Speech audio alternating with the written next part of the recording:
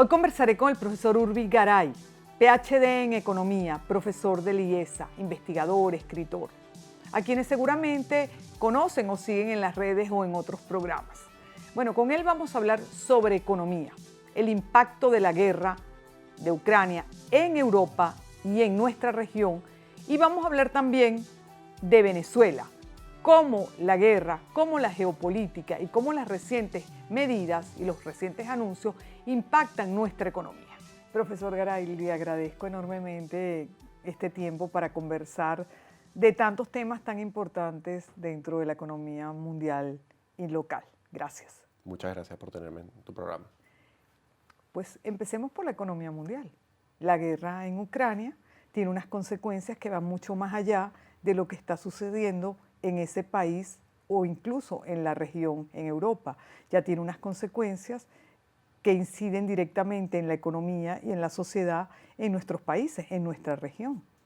Bueno, efectivamente es una guerra, bueno, como todas las guerras, muy lamentable y la cantidad de vidas humanas que se han perdido pues, es una cosa que siempre causa mucho dolor, ¿no? Pero aparte pues tenemos las consecuencias económicas como toda guerra.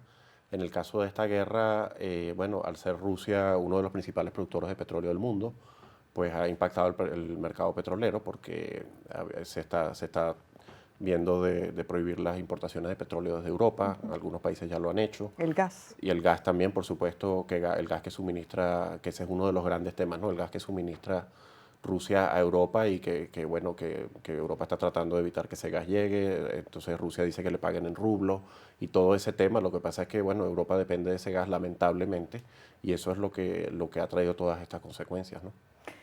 ¿Cuáles son las consecuencias que usted ve en los próximos meses de continuar la guerra? Las más importantes. Bueno, desde el punto de vista económico, de todas maneras, o sea, hay que hablar de que obviamente venimos de la pandemia y todas las consecuencias económicas que eso trae.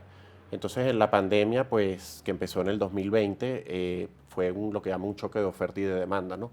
Porque por un lado, pues, separaron las empresas, separaron las fábricas, todo eso, y la gente se quedó en la casa, entonces también cayó la demanda. Ese fue el 2020, que fue un año muy difícil. El año pasado ya con las vacunas, 2021, pues la gente empezó a salir, a reabrir muchas fábricas, entonces de esa caída económica del 2020, en el 2021 hubo una recuperación de la economía mundial. Ahora esa recuperación ha sido inflacionaria porque bueno, la gente está saliendo por fin este año, el año pasado de vacaciones, está gastando, entonces, y encima las fábricas siguen algunas cerradas. En China vemos los problemas de los confinamientos. Y de los puertos. Claro, entonces tenemos una demanda que está casi desbocada en muchos casos y la producción no aparece. Entonces hay inflación en el mundo ahora, que es un tema, tenemos la inflación más alta de Estados Unidos en 40 años y en Europa también en 30, 40 años. ¿A cuánto ha ascendido a casi 3 meses de la guerra esa inflación? Bueno, no, en el año pasado previo a la guerra fue 8,5, pero lo que te digo es que ya antes de esto veníamos con unos problemas de sobrecalentamiento de la economía mundial y entonces eso hace más difícil o más costoso lo que está ocurriendo con la guerra en el sentido de que ya agarraba el petróleo a 80, 90, el petróleo está ahora a 110, ya estaba a niveles muy altos, ¿no? Entonces la guerra exacerba unos problemas económicos que venían ahí en general, ¿no? Para la economía mundial, para países específicos de Europa y, bueno, ni se diga para Ucrania, las consecuencias son mucho más duras, ¿no? Devastadoras. Sí. Ese impacto inflacionario también es un impacto en la gente a nivel personal. Entonces estamos viendo que sí, están sufriendo las economías mundiales, pero está sufriendo la gente mucho más de lo que ya había sufrido en pandemia. No, claro, y la inflación afecta a todo el mundo, ¿no? Porque digamos, acuérdense que en Europa, Estados Unidos, la inflación era 2% al año, 2%. En Estados Unidos durante los últimos 25 años había sido 2%, y la gente se acostumbra a eso, que no es nada, y de golpe tienes 8,5. Tienes casi dos generaciones que no sabían lo que era inflación. Y de golpe 8,5, que para nosotros es nada en Venezuela, pero para ellos sí es una cantidad que no habían visto, pues sí tiene efecto. La gente se está quejando, pues por supuesto, de la subida de los alimentos y sobre todo de la energía, que es una de las cosas que más está subiendo, ¿no? Entonces vemos las noticias que en Europa, en España y tal, del aumento de la energía que le está pegando muy duro a la gente, pues. Y estamos en primavera.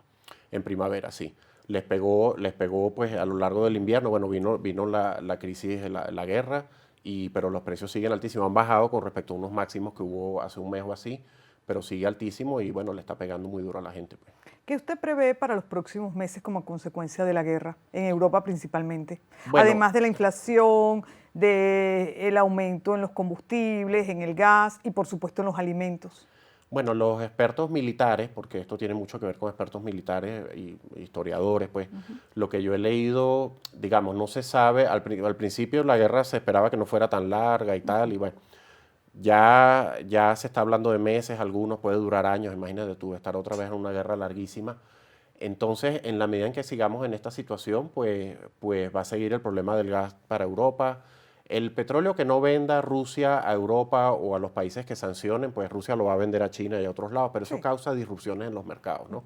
Y los mercados están muy nerviosos y bueno, por eso ha subido el precio del petróleo, lo cual, bueno, indirectamente a Venezuela lo beneficia, ¿no? Por la subida del precio del A petróleo. eso íbamos, todo lo que está pasando a nivel mundial con la guerra en Ucrania y el impacto que esta tiene en Europa, también está teniendo un impacto en otros mercados y en otras regiones. Sí, Digamos que la región latinoamericana en los últimos años había perdido una cierta importancia desde el punto de vista geopolítico exacto. y al perder esa importancia desde el punto de vista geopolítico, la región, también Venezuela lo había perdido. Pero Venezuela comienza a ser cada día más un jugador geopolítico importante por el petróleo, por el gas y por las alianzas que previamente se habían tejido desde el punto de vista político Claro. con China, con Rusia, con Irán principalmente. No, efectivamente, bueno, lo que mencionas de América Latina es principalmente productora de commodities, ¿no? Las exportaciones desde hace muchas décadas, hace mucho tiempo, y los precios de los commodities han subido, porque no solo el petróleo, otra cantidad de commodities, en particular los agrícolas, también han subido. En el caso del trigo, el maíz han subido porque, bueno, Rusia y Ucrania son muy importantes productores y esa producción ha salido del mercado, entonces ha subido más de 100% el precio de la tonelada de trigo, por ejemplo. Entonces está teniendo un impacto, claro, entonces Argentina es un productor importante, Brasil también, bueno, un país que produce muchísimos productos agrícolas, está teniendo un impacto positivo de precios para ellos. En el caso de Venezuela, que producimos petróleo, bueno, claro, el petróleo está a 110, el Brent, que estaba en la pandemia cayó a 20, 25, una cosa así. Entonces, claro, nos beneficia, pero por otro lado, como la producción petrolera está tan baja en Venezuela, 700.000 barriles al día, no los 3 millones que producíamos hace 20 Se años. pierde la oportunidad. Claro, básicamente, bueno, sí aumentan los ingresos, pero no todo lo que deberían haber aumentado. Además, el otro tema es, imagínate si Venezuela en vez de 700.000 barriles produjera los 3 millones o 4 millones que se pensó que se planeaba que produjera para esta época, ya 5 millones en los planes que había de PDVSA hace unos años. ¿Qué ayuda hubiera sido eso para el mercado mundial de petróleo, para todo el planeta? Pues Y para nosotros mismos. claro, por supuesto. ¿Podemos recuperar en el corto plazo o en el mediano plazo esa producción a 3 millones? No, eso requiere unas inversiones muy cuantiosas. Lo que se habla es que si se relajan las sanciones un poco y se permite alguna producción a Chevron y pudiera aumentar 100, 200.000 en el corto plazo, digamos, pero no más allá de eso, algunos cientos de miles de barriles. O sea, llegaríamos al millón tal vez. Pero para llegar a producciones más importantes, porque la industria petrolera está muy afectada, ¿no? Toda la infraestructura petrolera, hace falta cuantiosas inversiones y una cantidad de años de plazo. En medio de lo que se podría decir un reacomodo geopolítico, con las implicaciones que eso trae, se han venido tomando algunas medidas a lo interno en Venezuela desde el punto de vista económico, principalmente, y político, pero también vemos que han habido algunas reacciones o gestos del gobierno norteamericano, motivado evidentemente por la situación que ha producido la guerra, ¿no? En materia petrolera. ¿Cómo ve usted esto? Bueno, efectivamente, claro, uno de los temas con las sanciones y que lo estará viendo el gobierno de Estados Unidos es que, claro, eso afectó la producción petrolera venezolana, que de todas formas venía declinando previo a las sanciones, eso lo sabemos, pero las sanciones obviamente también afectaron. Que en este ambiente en el cual el petróleo está a estos niveles de precio y el mundo está sediento de petróleo, y Venezuela tiene, si no las reservas más grandes del mundo, una de las reservas más grandes del mundo, es un país al que hay que prestarle atención para recuperar la producción petrolera. Entonces ahí se alinean unos intereses de que hay que recuperar la producción petrolera de Venezuela, que además está en el hemisferio occidental, ¿no? En esa recuperación vuelvo a hacerle la pregunta. Si hay un interés en recuperar la producción petrolera y hay un interés en hacer negocios con Venezuela, porque geopolíticamente vuelve a ser relevante en este contexto mundial, por la situación que usted ya ha mencionado, ¿de cuánto estaríamos hablando que podría ser el aumento de la producción No, petrolera? lo que pasa es que, ¿O es simplemente la venta sobre lo que ya hay? claro, lo que pasa es que aunque tú pongas todo el dinero del mundo, eso toma tiempo.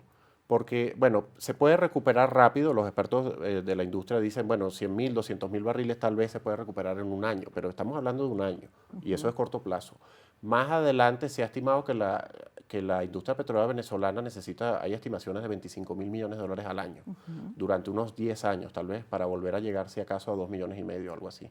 O sea, es un periodo largo que bueno, de todas formas hay que prepararse para el futuro y también el planeta, pues, o el consumo mundial va a requerir ese aumento, pero es una cosa que va a tardar muchos años. Y también, la situación actual de la guerra, Venezuela ni que quisiera la va a poder resolver. claro, pero también estamos hablando de una situación actual de la guerra y es una guerra que todo el mundo esperaba, como usted señaló al principio, que durara una semana, pero ya vamos por 3 meses. Sí. Es decir, que puede ser una guerra de muy largo plazo, Sí. con las consecuencias además inimaginables, y me imagino, usted es economista, pero incalculables en este momento del impacto. No, bueno, y esto es terrible todo lo que se está viendo de vidas humanas, de pérdidas de infraestructura en Ucrania. Ya cada vez que veo estimaciones, algunas estimaciones en el caso de ese país para reconstruirlo, ya van por 700.000 millones de dólares, todo lo que se ha perdido de infraestructura, bueno, es un desastre, pues. Entonces hace falta pues muchísimo tiempo. Ahora, lo que te digo en el caso de la producción petrolera venezolana es que además ningún país puede subir la producción así tan rápido por unas cantidades tan grandes como las que teníamos nosotros antes. Eso requiere muchos años o varios años, pero habría que empezar, por supuesto. Entonces se está pensando mucho más allá de la coyuntura provocada por la Sí, guerra, sí. se está pensando en que esto puede hacer, Venezuela puede ser un proveedor seguro de petróleo y cercano por los próximos años a los Estados Unidos, por ejemplo. Claro, y previo a esto, bueno, y previo a la subida del petróleo que ha habido en los últimos años, pues también, por supuesto, ha estado el tema del cambio climático y el tema de que el petróleo, pues todo el impacto medioambiental que tiene. Lo que pasa es que hay toda una discusión de que hay que hay que tener la cabeza lo más fría posible a nivel mundial de que tú no puedes, o sea, el petróleo, todavía el mundo consume 100 millones de barriles de petróleo al día. Sí, porque Y eso si la reduces y tal, y no tienes las energías alternativas, el precio del petróleo se dispara como se está disparando ahora. Bueno, y la gente lo paga con inflación y con problemas. porque hay muchos, entre comillas, expertos diciendo que el petróleo le quedan 5 años, le quedan 10, le quedan 20, ajá. Pero Claro. como usted dice, si no hay la sustitución No, y esa progresiva, sustitución, bueno, se está dando, pero también la demanda mundial va creciendo.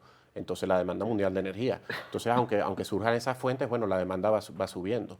La demanda de petróleo sigue, bueno, excepto en el 2020, bueno, cayó por la crisis, pero cada año sube 500.000, 1 millón de barriles.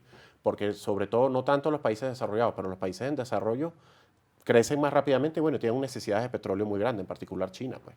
Profesor, siendo usted economista, profesor de IESA, experto en términos económicos, pues le tengo que preguntar necesariamente sobre nuestra economía, sobre las recientes medidas, sobre la inflación y sobre la dolarización. Bueno, efectivamente, o sea, desde el 2019, previo a eso, digamos, llevábamos una cantidad de años de hiperinflación desde el 2017 hasta el año pasado. Desbocada totalmente. Desbocada. Esa es una de las peores hiperinflaciones que ha habido en la historia. En algunas medidas, una de las más largas también, la segunda más larga según alguna. Y bueno, desde finales del año pasado hemos tenido el bolívar, afortunadamente, bueno, se ha logrado estabilizar y eso ha contenido la inflación, que ahorita está mucho más baja, ¿no? Y uno a veces empieza a olvidarse que hace un año así estábamos en una hiperinflación que todo subía cada día, ¿no? Pero bueno, el Banco Central y el Ejecutivo han hecho un esfuerzo por controlar la cotización, ayudados también por esto que hablábamos antes de la subida del precio del petróleo, que le ha dado recursos adicionales al Ejecutivo y al Banco Central. Y entonces se ha mantenido una cierta estabilidad cambiaria, a pesar de que en los últimos días ha subido un poquito. Y eso ha permitido controlar la inflación en bolívares en particular. Y bueno, esa es una situación que nos ha dado algo de estabilidad. Claro, como la inflación en Venezuela ha seguido habiendo una inflación todavía y el bolívar, la cotización bolívar-dólar ha estado muy estable, los productos en Venezuela se han encarecido bastante. Entonces ahora bueno, todavía en dólares es mucho más rentable pues traer productos que producirlos aquí, porque además en Venezuela hay una cantidad de costos de producción que no hay en otros países, como producto por la escasez de gasolina, todas las cosas que están pasando, los problemas de los servicios públicos. Entonces le hace difícil al productor nacional competir. Pero bueno, esa es la situación en la que estamos a lo largo de este año. ¿Y el porcentaje de dólar que se maneja en nuestra economía? Bueno, no hay estimaciones oficiales y es que no las puede haber porque hay mucho de eso que se maneja en efectivo, entonces no hay un control Lo que realmente llaman una economía de negra. cuánto hay, pero las estimaciones que han hecho algunas empresas, un 70% de las transacciones se hacen en dólares en Venezuela hoy en día, alrededor de 70%. Y eso ha disminuido, porque pareciera que comienza a circular mucho más el bolívar. Bueno, ha disminuido un poco, aparentemente, según algunas estimaciones. Y por cierto, en las ciudades fronterizas el porcentaje es mucho más alto que en Caracas, a lo mejor.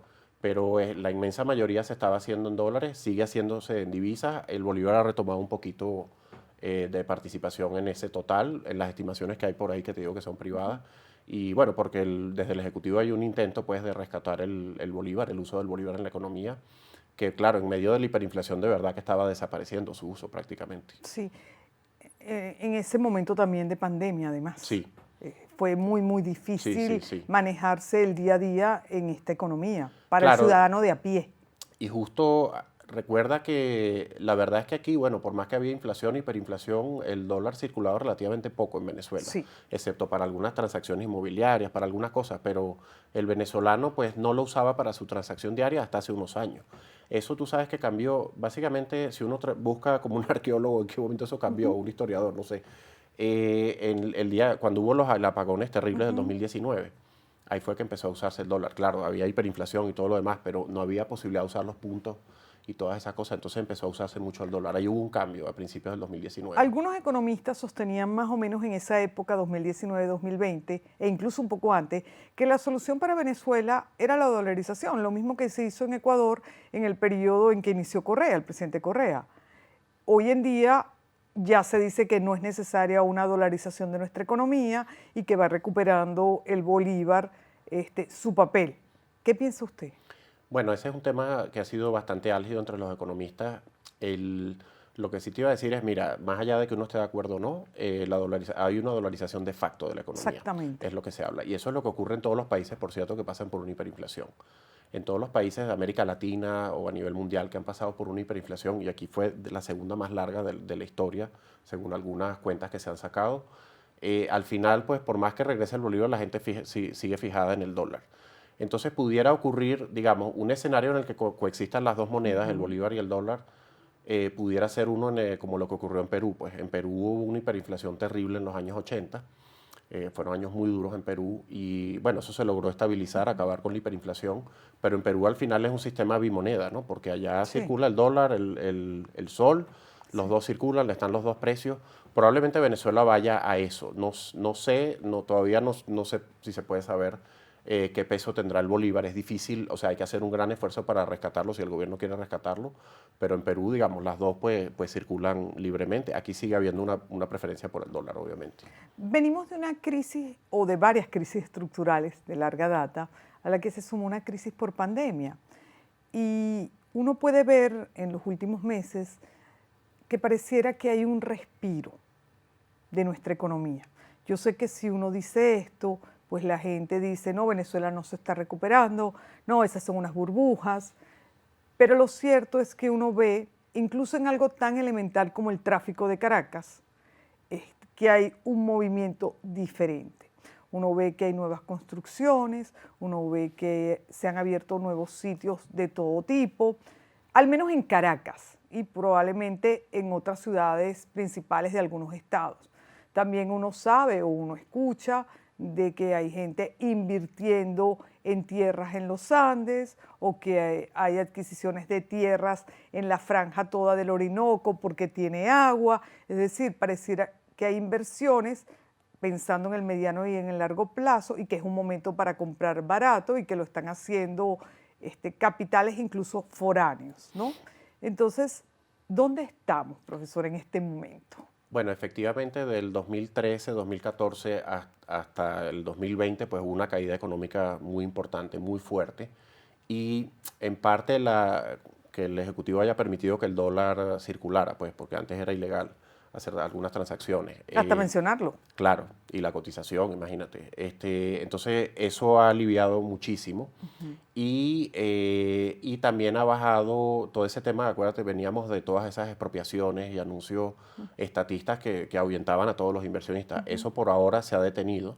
De hecho, el anuncio reciente de que se va a colocar una parte de las acciones de CanTV y otras empresas en la Bolsa de Caracas, bueno, es un anuncio positivo en ese sentido, aunque hay falta por hacer mucho, pero eso... Es atractivo, además es positivo.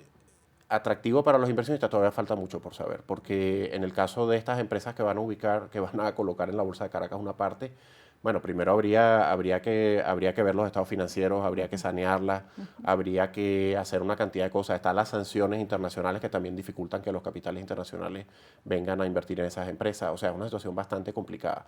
Pero por lo menos no hay expropiaciones masivas como hubo hace unos años y hay un respiro, ha habido un respiro y eso permite que algunas inversiones se estén realizando. En Venezuela, bueno, cayó la producción petrolera, es verdad, el petróleo ha subido, eso compensa, y desde hace unos años estamos recibiendo remesas pues, de los venezolanos que se fueron, y eso también oxigena una parte de la economía. Entonces, no sé, un 20 a 30% de la población de alguna manera recibe remesas del exterior, ahora las puede usar en dólares más tranquilamente, y eso ha oxigenado algunas partes de la economía. Claro que, o sea, eso no significa, por supuesto, que se hayan resuelto los problemas, ni mucho menos. Y menos los de Eso es fondo. que en vez de caer ya se estabilizó y ha habido alguna recuperación, pero falta muchísimo todavía.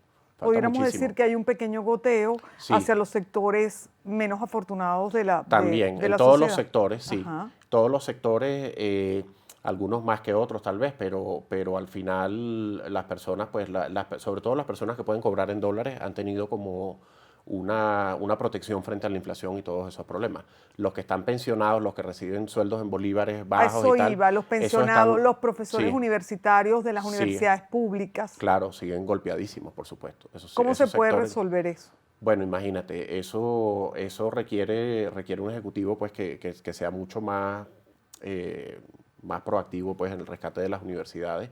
Requieren las universidades los presupuestos que no tienen, sino unos presupuestos mucho más decentes, porque con esos presupuestos pues, lo que se puede pagar es un salario mínimo, ¿no?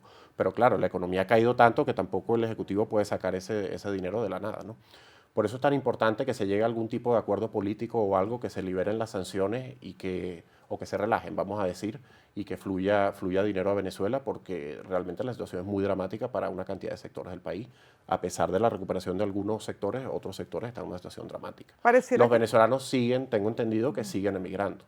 O sea, al final hay algunos que se han regresado, pero cuando tú sacas las cifras que hay por ahí, pues sigue habiendo una migración neta importante. Pareciera que el levantamiento de las sanciones es eminente, por lo que hemos hablado a lo largo de este programa y por las noticias y por lo que uno lee, y por lo que pareciera que es una vuelta a una negociación política que tiene como propósito el levantamiento de las sanciones, y esperemos, y ojalá sea así también, el tema de los presos políticos, ¿no? Claro, porque por supuesto. al final las medidas tienen que ser para beneficio económico, pero sobre todo tienen que ser para beneficio humanitario de la gente. Eso es lo que parece que viene por los próximos meses o semanas. De todas maneras, de lo que uno lee pues, y escucha, no es que viene un levantamiento de las sanciones así completo, ni mucho menos, de las sanciones económicas. Lo que se está viendo es alguna relajación, como estos permisos que le están dando a Chevron, algunas otras cositas más, pero va a ser un proceso gradual en esta negociación que... ¿En qué beneficia la vuelta de Chevron a nuestro país? Bueno, Chevron estaba aquí, lo que pasa es que estaba muy restringida en lo que podía hacer. En la medida en que pueda comenzar otra vez a producir petróleo y a elevar, ese es uno, por ahí sería que saldría esos 100.000, 200.000 adicionales, en parte sería de ahí que saldrían para el próximo año, próximos 2 años. Y entiendo que los iraníes también están mucho más activos en las refinerías, sí, en poder actualizarlas, renovarlas. Claro, y por eso, en parte por eso, pues ha mejorado un poquito el tema de la gasolina, por lo menos la producción de gasolina. Y por eso vemos más circulación de vehículos y una ciudad un poco más activa, al menos Caracas. Sí, es lo que se ve y tiene que ver con eso, porque el tema de la escasez sigue, pero llegó a ser mucho más grave hace 1 año, 2 años. ¿Cómo ve usted en Caracas, por lo menos. ¿Cómo ve usted nuestra economía en los próximos meses? La cotización bolívar-dólar, que es algo que uno le presta mucha atención, bueno, es posible, hay un tema que yo mencioné antes, que el bolívar está sobrevaluado, es posible que haya alguna devaluación, pero yo no creo que volvamos a las grandes devaluaciones que tuvimos antes, es posible que haya alguna corrección, pero hay un esfuerzo pues por mantener esa cotización, por bajar la inflación. Ya se supone que desde enero no estamos en hiperinflación, seguimos con una inflación muy alta, pero hay una intención de bajar la inflación.